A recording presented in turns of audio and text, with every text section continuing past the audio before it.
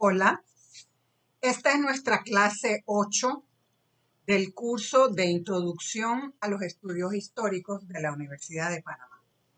El tema de esta clase es sobre la función de la historia.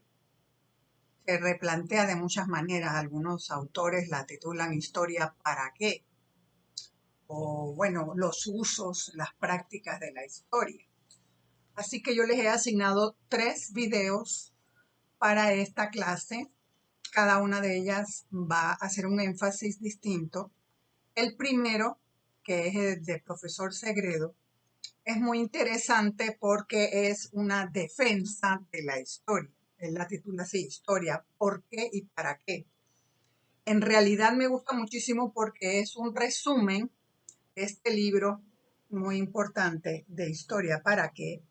De muchos de los profesores de la UNAM, Carlos Pereira, Luis Villoro, Luis González, Enrique Florescano, muy famoso, Héctor Aguilar Camín, otros más, y es explicado de una manera, digamos, más sencilla para un curso de introducción como es el nuestro, ya que el libro al que me refiero es para, más bien, para graduandos o estudiantes ya de doctorado.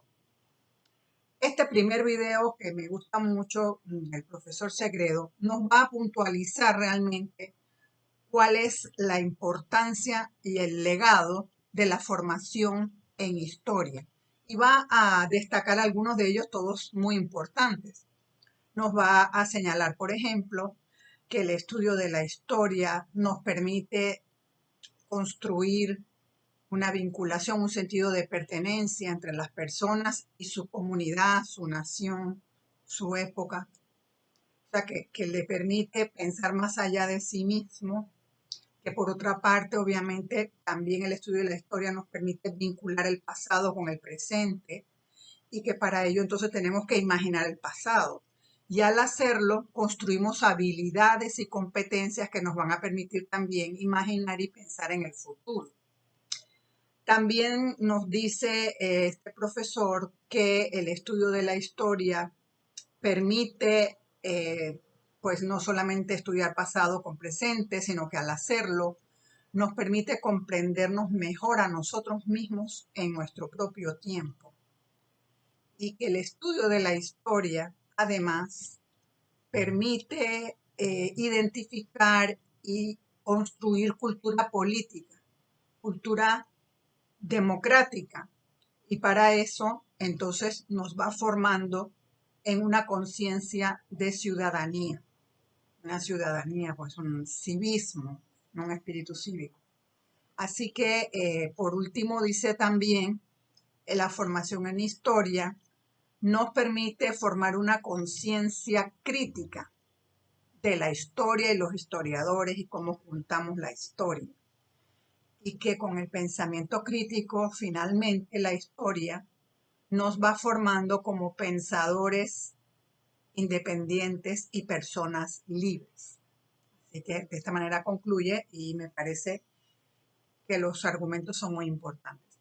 Los otros 2 videos, vamos a irlos viendo, son más esquemáticos, tal vez menos académicos, y van a puntualizar otros 2 puntos, ¿no? Uno, el de la historia como una conciencia crítica, muy importante.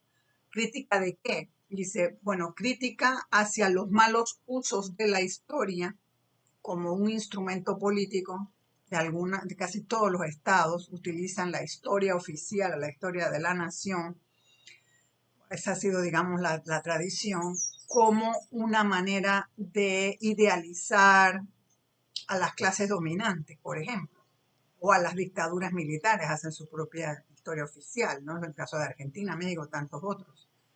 Entonces dice que la formación de mirar a la historia con conciencia crítica nos permite entonces visibilizar esas malas prácticas de la historia oficial, de construirlas y de pluralizar entonces las historias. Eso es muy importante.